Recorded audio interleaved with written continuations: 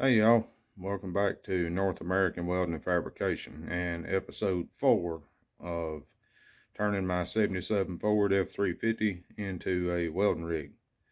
I'm sorry it's been about a month since I put a video up, and I've been busy. I was scrambling to get the truck done, and then I got the truck where I could use it, but it still wasn't done, and I was just running around and trying to get caught up. I'm still running around trying to get caught up. I appreciate your patience if you hung in there long enough. If you didn't, I'm sorry. So, anyways, here's that video. Alright, so got the bed on, got the welding machine bolted down, got the air compressor bolted down, threw some tools in the bed, but now we gotta address that. Them doors are all to pieces. As you can see, these mirrors have really whooped on these doors over the years. And then, yeah, that's not supposed to do that. Little giant speed hole, really. But floor pans are still in pretty good shape. There's one little rust pinhole right there, but that ain't no big deal. The passenger side, I believe somewhere in this neighborhood has a couple. Actually, there's another little rust pinhole. Still no big deal. But anyways, what I'm gonna do is I'm gonna delete both these doors and replace them with the doors off that high boy, along with the entire front clip. As you can see, passenger side headlight is kind of down in the dumps a little bit, and yeah, see, the hood's got a dent, pretty significant set of dents right in this area. So I'm fixing to get started on taking this front clip apart, or taking it loose from the cab and the frame. Then I'll pull the whole front clip off, and while I've got the front clip off, I'm gonna go on ahead and snatch the engine out and put a clutch in the engine, or on the back of the engine. And like I said, this door here, it ain't no better than the driver door. Well, it might be a little better than the driver door, but she's still pretty rotten at the bottom. So the doors on that high boy are in a whole lot better shape, and they're already black, so I'm going to use them.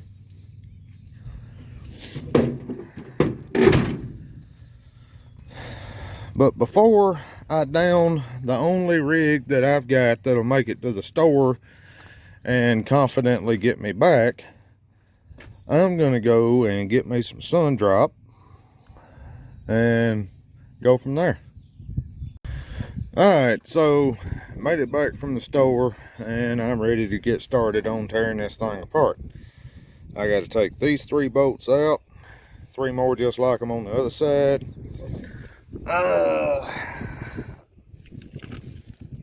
There's usually a bolt right there. I'm not sure what that is. That don't look like no bolt. There is a bolt right there in that rubber strap. One in the bottom of the fender, and then one in the back side of the fender right there that you access through the door jamb. And there's also the core support bolts, one on each side of the radiator, obviously, way down yonder.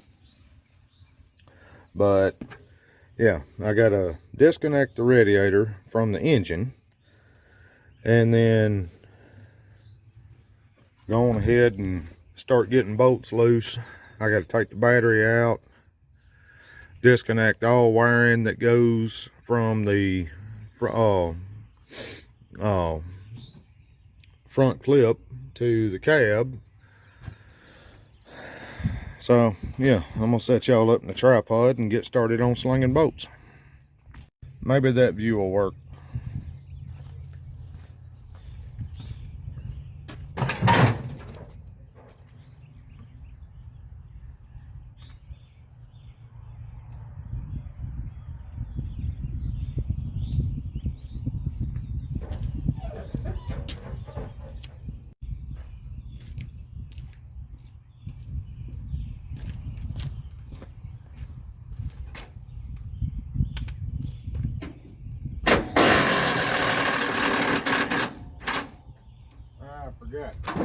Got to hold the back side with a wrench.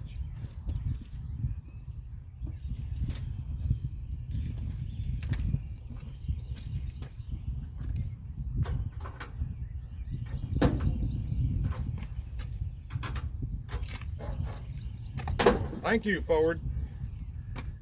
Bolt head, 1/2 inch. Nut, 9/16.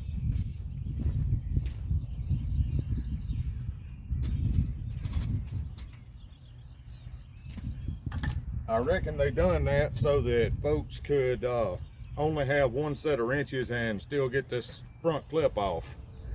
I have no idea why a fellow with only one set of wrenches would ever be trying to take the front clip off, but oh well.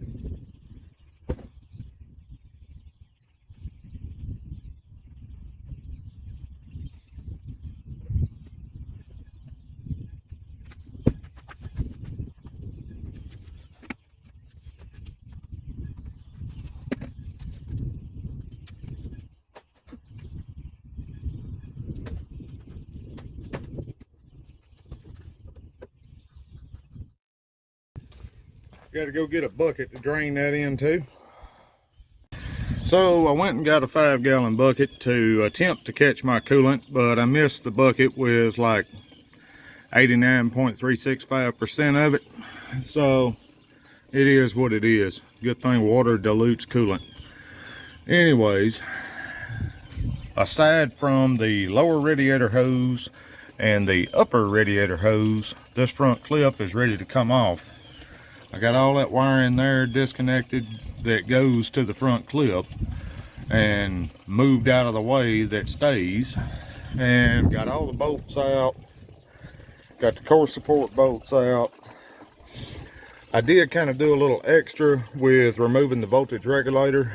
I could have just left it on that harness and unbolted it from the core support, but brain fart, it happens.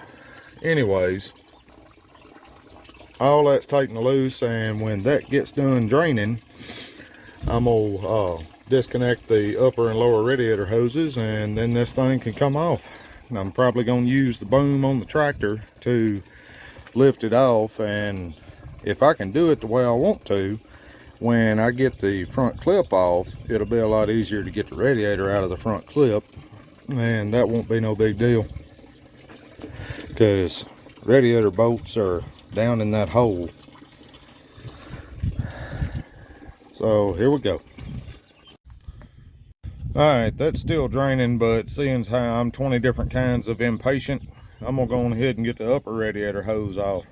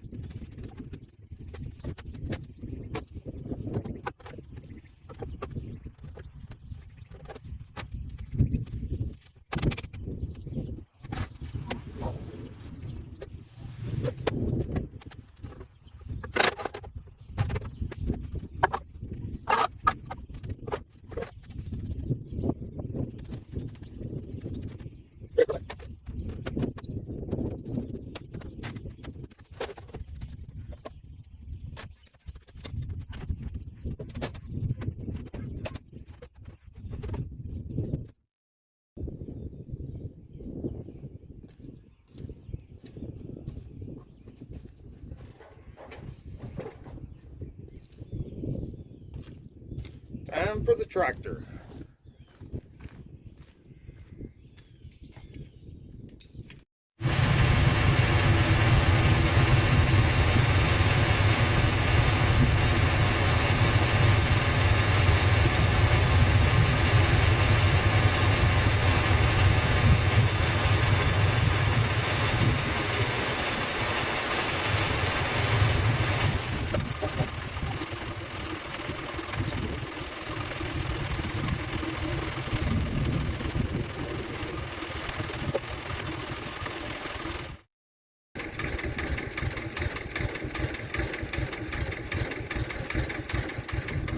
Dummy me left the 2 door jamb bolts in it.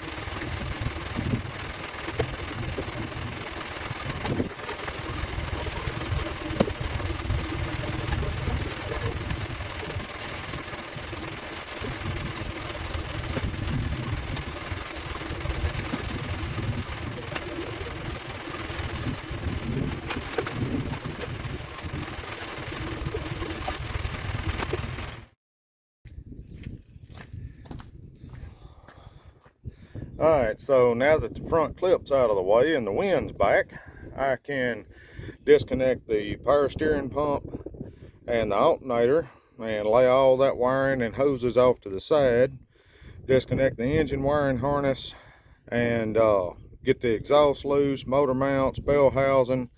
Got to pull the air cleaner off the carburetor, hook a chain to it, and then I can get the motor out where I can put a new clutch on it.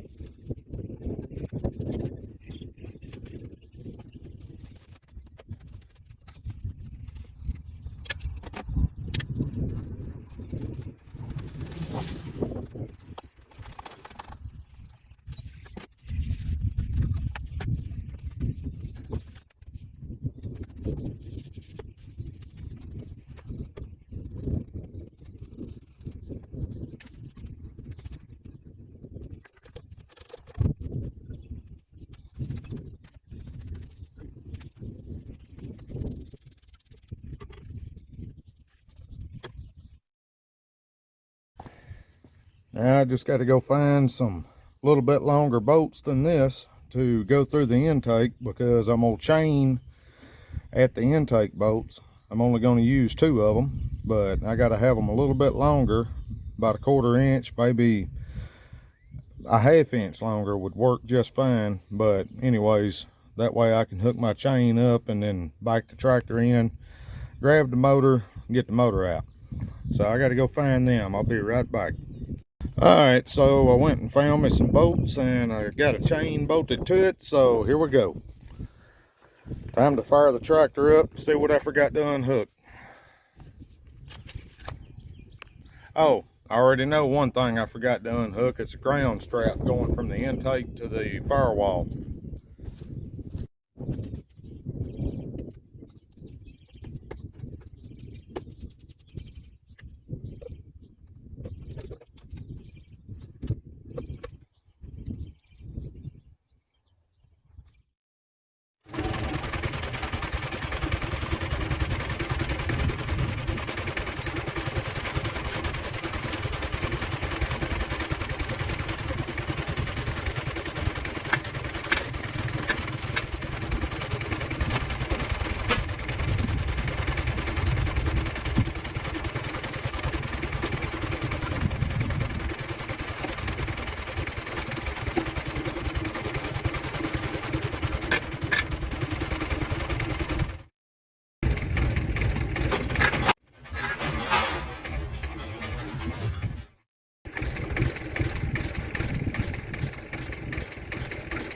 Another little tip, you should always make sure that you got the wheels blocked if you don't have a working parking brake.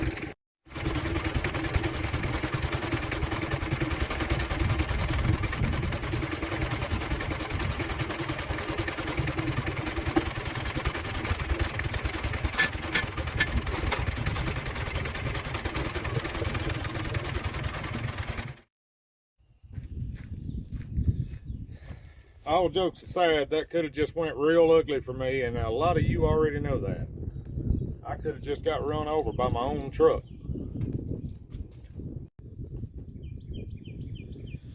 Alright, motor's out, and now I can get the clutch and the flywheel off the back of it.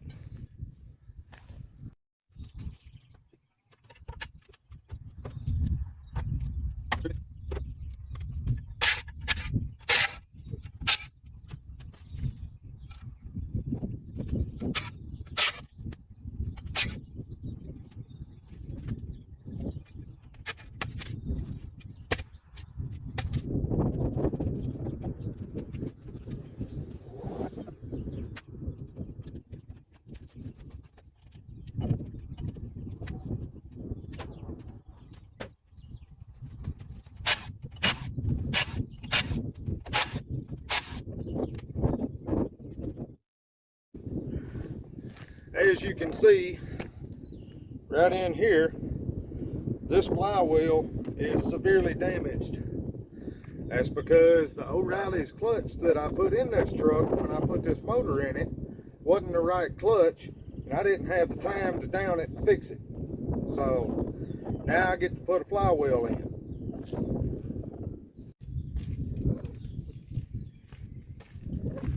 Now I'm gonna go rob a flywheel off a scrap motor out back.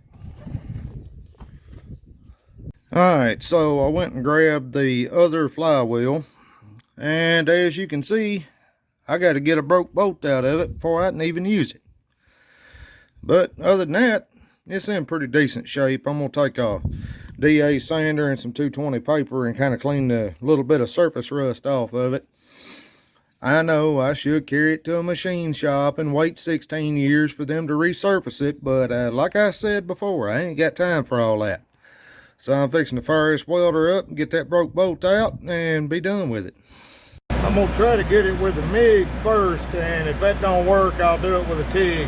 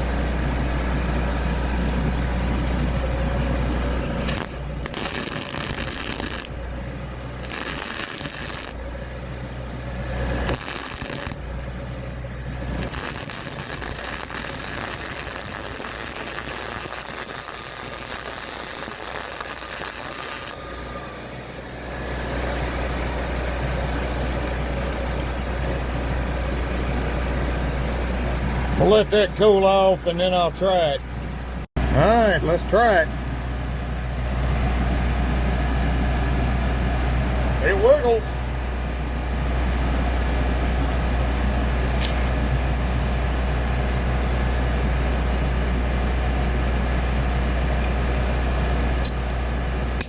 No bueno. We'll try something else right quick.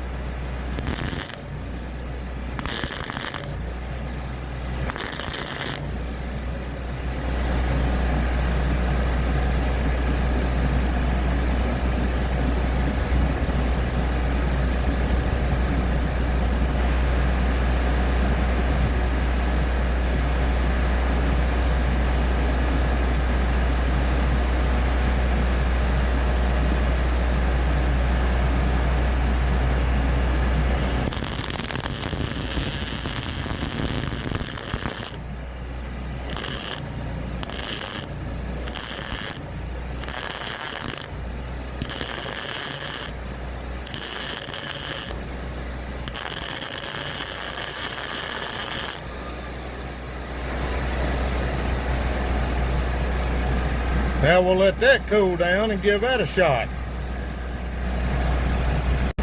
All right, let's try it.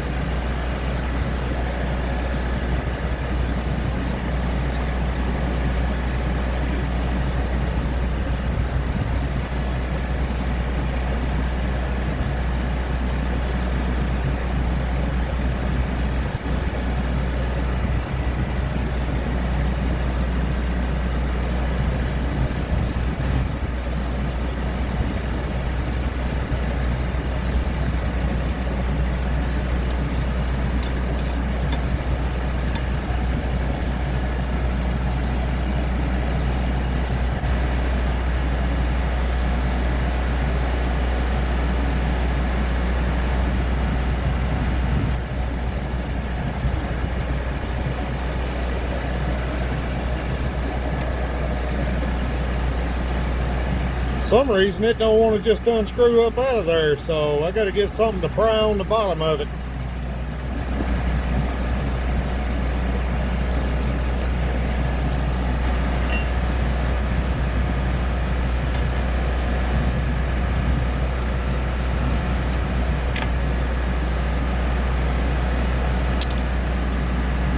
It was a dowel pin.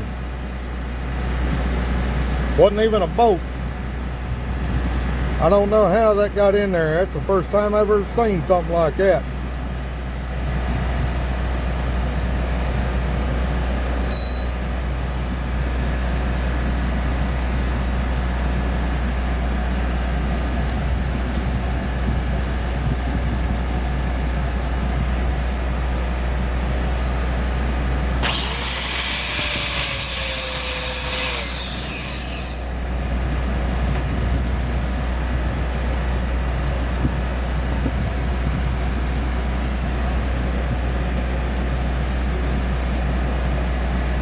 Alright, so now I got to go get a coarse thread 5/16 tap, and I'm going to clean these holes out before I put that new clutch on this thing. Alright, so now I got the holes cleaned out, and I'm going to start trying to clean this surface up some.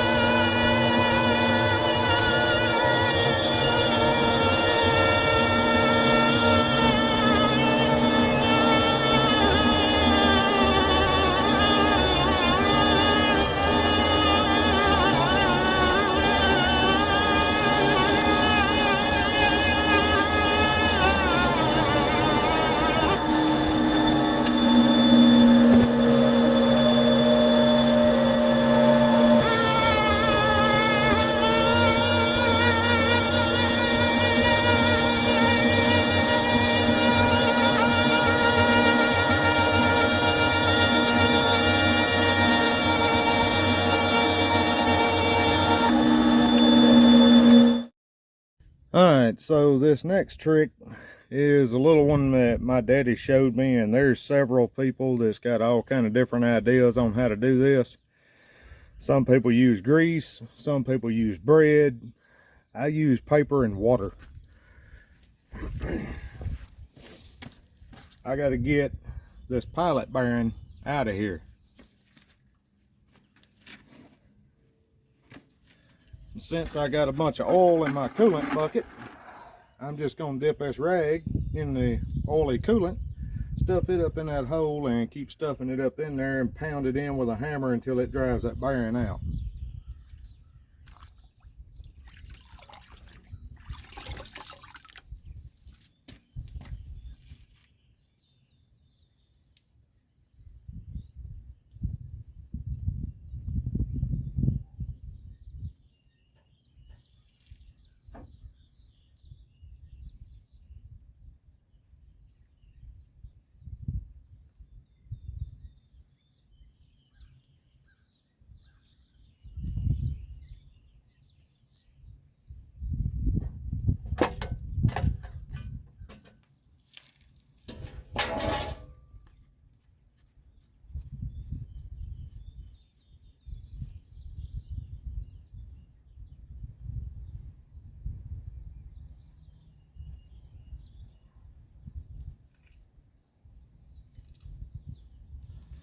I made this drive pin special for this.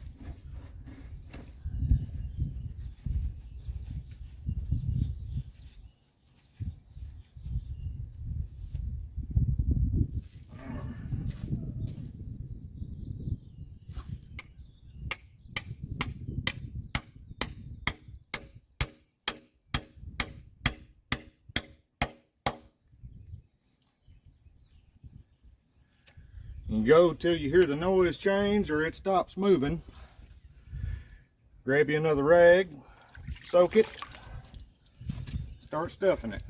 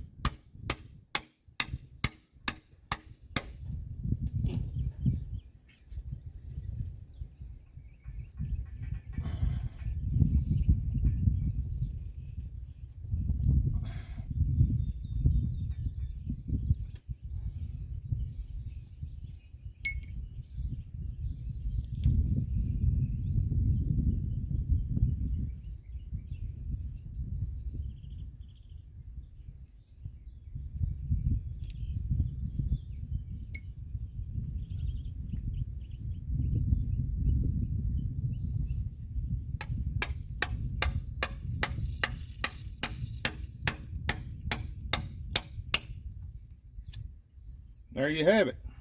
She's out. No mess, no fighting, no fussing. It's just out.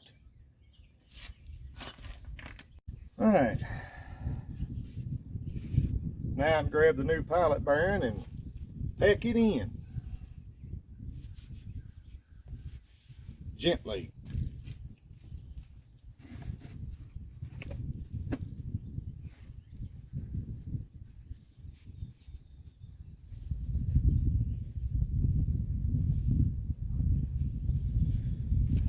Guarantee you there's somebody somewhere that jumped up on a tool truck and gave $300 for a daggum pilot bearing removal tool that's really irritated with this whole process right now.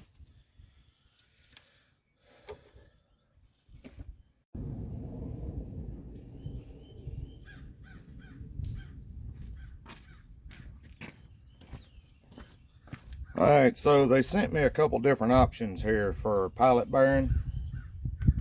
That one obviously ain't it.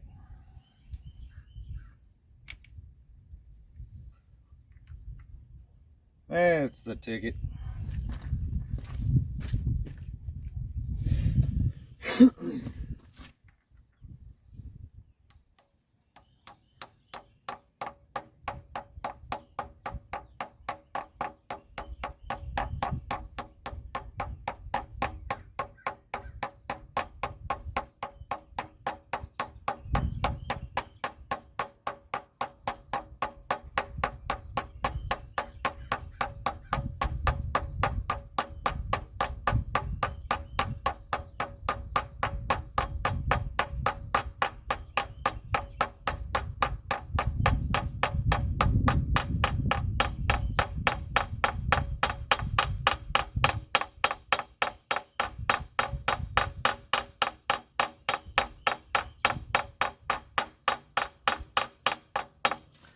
Might not have been easy to hear, but the sound changed. So that tells me I hit the bottom of the hole.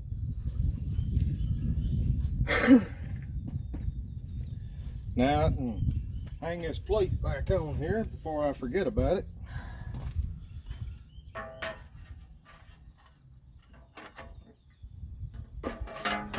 Well,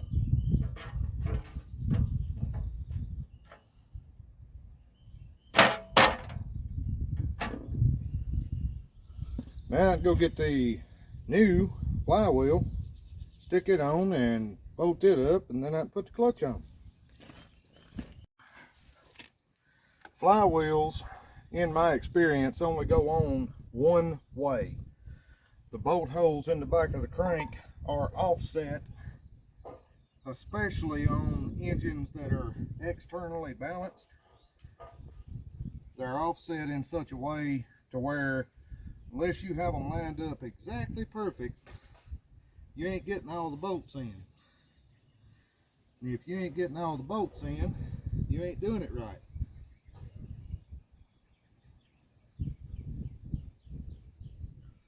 So I just hang it and rotate it bolt hole by bolt hole till they all line up.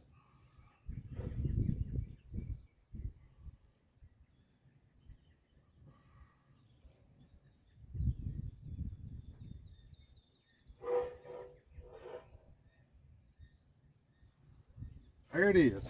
Now they're all lined up. Let me get some never come off juice or red Loctite, whatever you want to call it, for these bolts, and I'll stick them in. But I'm gonna just start one so that my freshly resurfaced flywheel don't fly off and hit the dirt.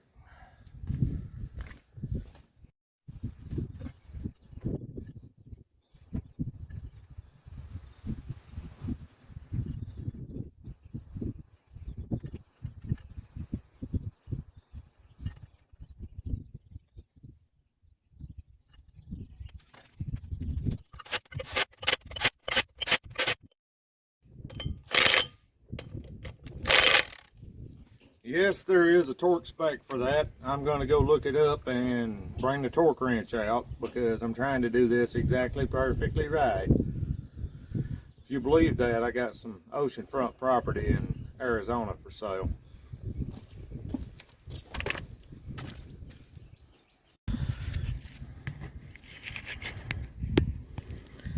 I'm just kidding. I ain't all that interested in that 35 to 40 pound flywheel flying through the firewall because I didn't torque it. So torque spec is 75 to 85 foot-pounds.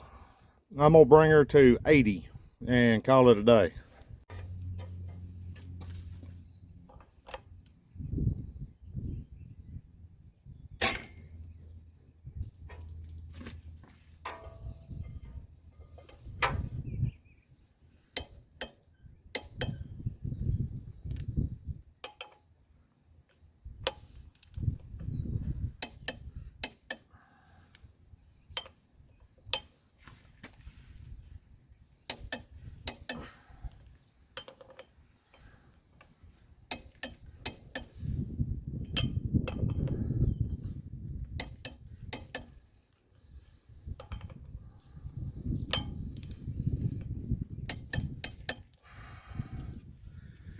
Always do 2 clicks and watch and make sure that the bolt head ain't turning on the second click.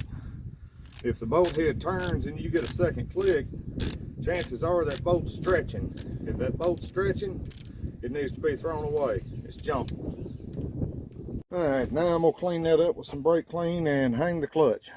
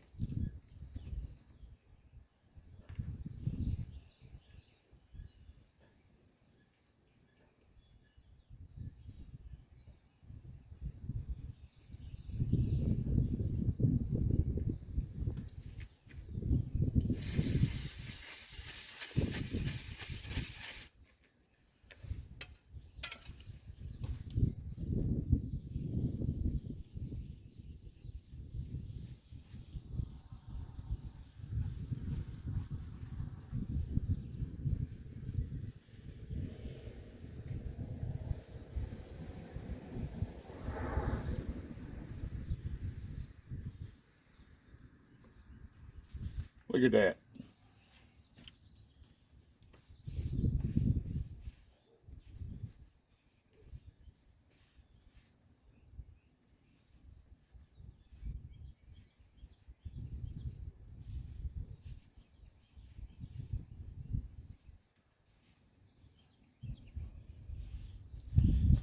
Clutch time.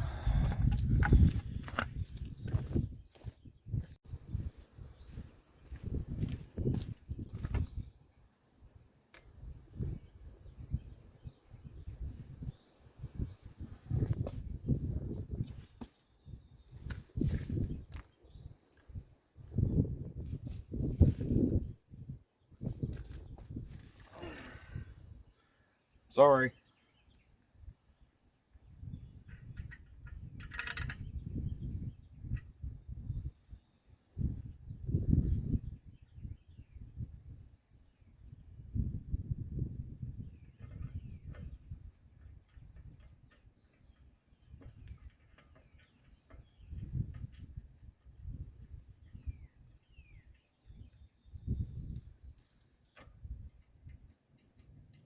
Got that one started.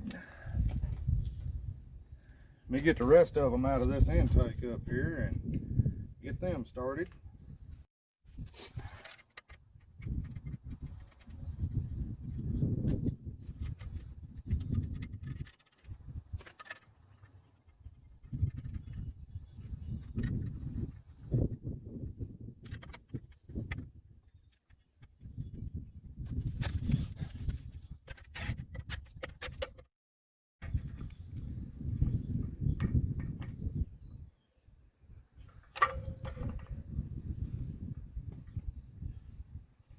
And make sure that alignment tool still lines up and moves in and out nice and easy.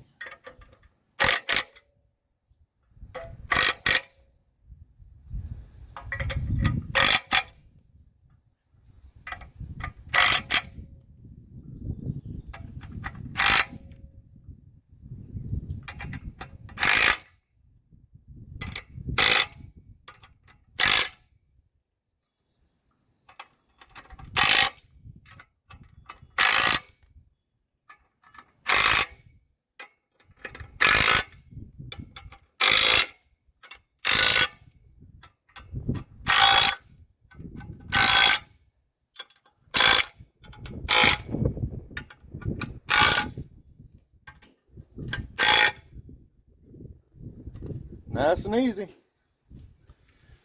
And there is a torque spec on them, but I'm pretty sure I just exceeded it. They're just a 5/16 bolt. If you don't know what tight enough on a 5/16 bolt is, I'm sorry for you. Moving on, let's spin y'all around.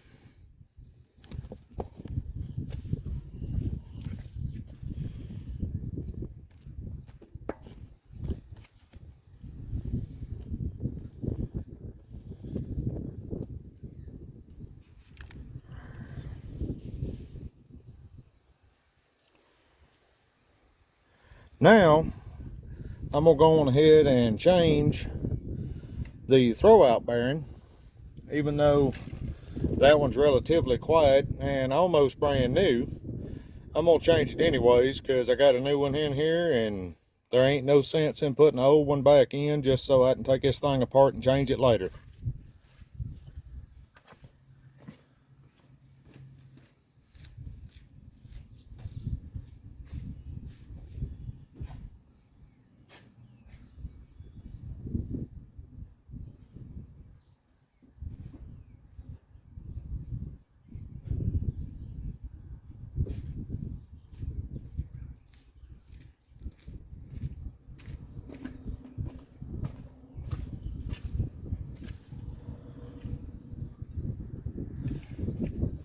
Disregard my last statement.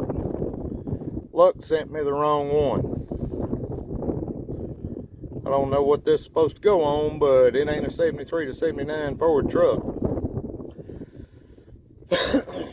Alright, time to put the motor back in. This gonna be fun.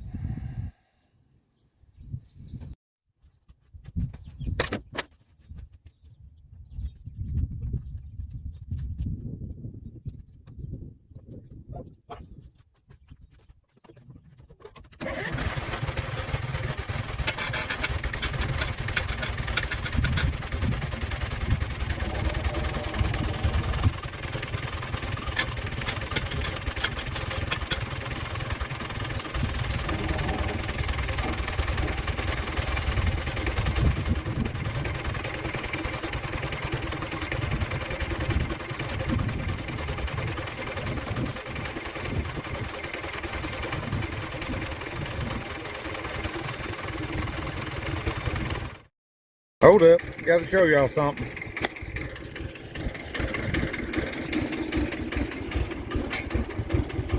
One very critical step that a lot of people miss when they put a new clutch in something is you gotta grease the splines on the input shaft of that transmission. Otherwise, that clutch disc has a tendency to get stuck to those splines and then keep pulling even though you hit the clutch pedal. So you just put some grease or some spline lubricant on them splines and call it a day.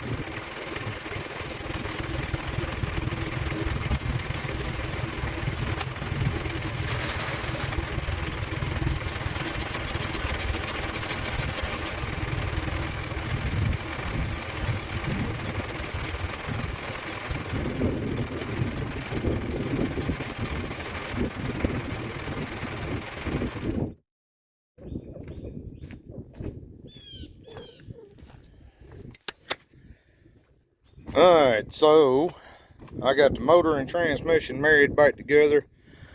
Now I got to clean the red silicone off these header gasket surfaces. Then I can re-silicone them and bolt them back up.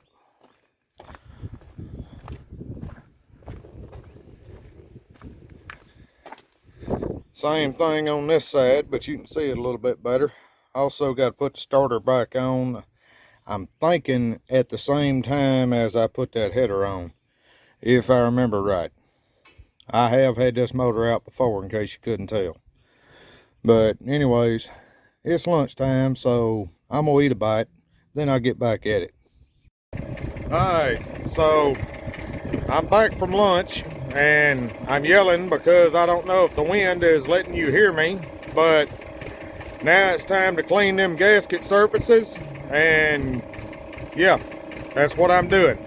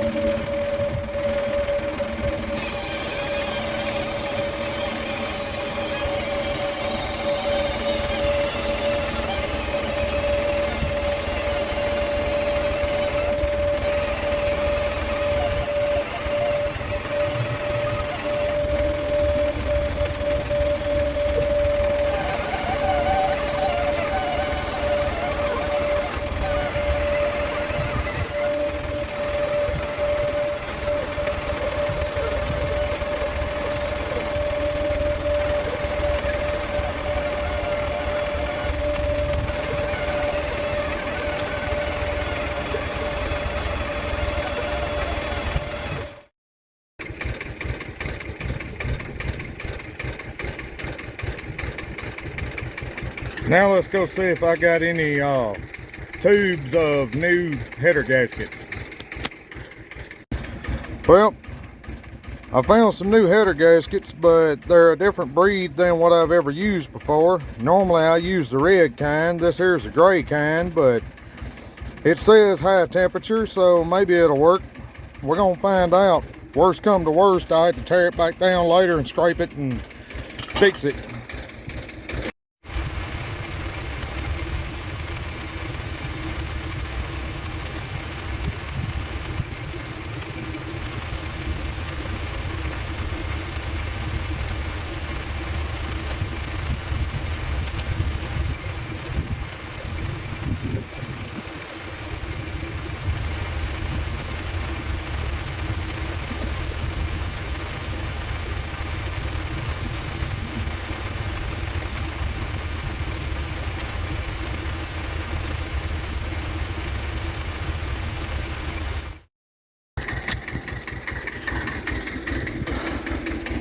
Alright, so that header is bolted on good and snug. Now, I got to do the other side, but I'm going to show you something.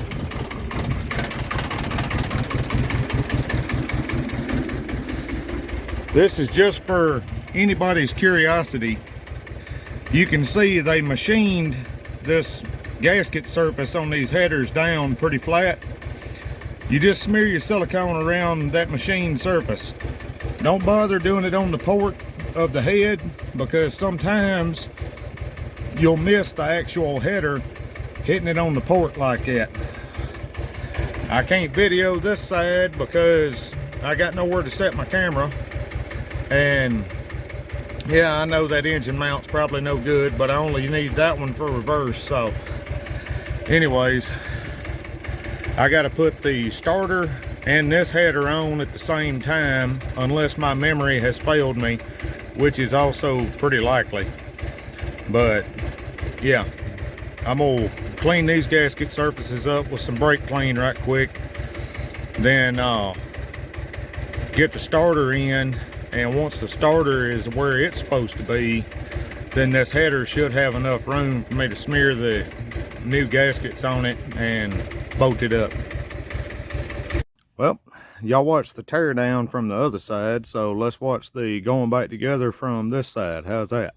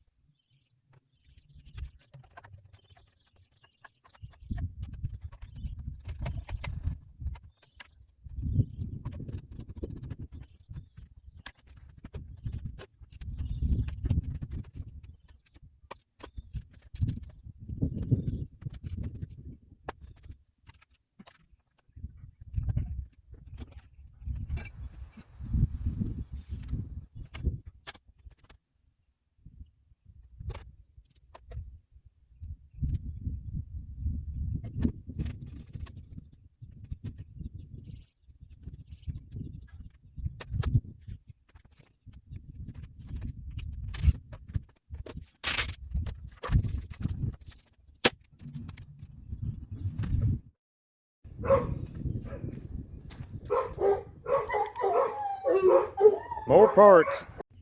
This is not a sponsored statement in any way, shape, form, or fashion. I'm just going to tell y'all, I've been dealing with chain store parts houses as long as I've known how to turn a wrench. And I can tell you, if you need a part and you got time to wait on the idiots up there at O'Reilly's or AutoZone or whoever to order it for you, go on ahead and find it on Summit and order it. At least it'll show up when they say it's going to show up, and generally it's the correct part, and they generally have it in stock instead of having to get up there to O'Reilly's and find out. Like this right here, this is a turn signal switch for this truck, 77 Ford F350. I was going to have to wait a month to get that from any of the chain stores. Summit had it on the shelf. There you go. Now back to my rat killing. What was I doing? Intake bolts.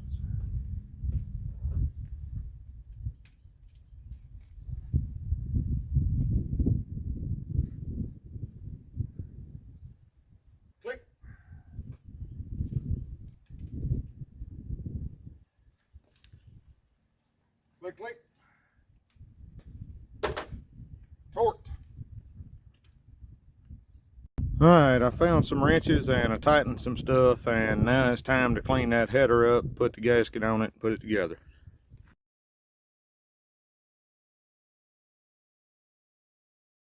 Well, there's all of that, and I hope you enjoyed it. If you stuck around this long, anyways, thanks for watching. And uh, I don't know if you know, but hitting that subscribe button don't cost you nothing, and it's completely free. It just helps people, uh, helps me get what I'm trying to do out there where other folks can see it. Is, to the best of my knowledge, that's all it does. The more people that like watching what I do and subscribe to my channel, the more people are going to have that pop up in their suggested video feed, however the algorithms and all that fancy stuff works with YouTube. I don't know. But yeah, if you liked it, hit the like button. If you ain't subscribed, wouldn't hurt you none to subscribe. I mean, y'all see I put up videos when I can, so it ain't like I'm gonna be blowing your news feed up with videos every 5 minutes. So here you go. Anyways, thanks for watching. Hope you enjoyed it, and I'm working on the next one, and I have got some job videos. I finished that aluminum dump wagon a while back. I've still got to finish the video for it. All that's coming. I'm just trying to get caught up where I can actually take a breath and maybe cut my grass every now and then on the weekend, and then I can get back more into where I can edit more videos.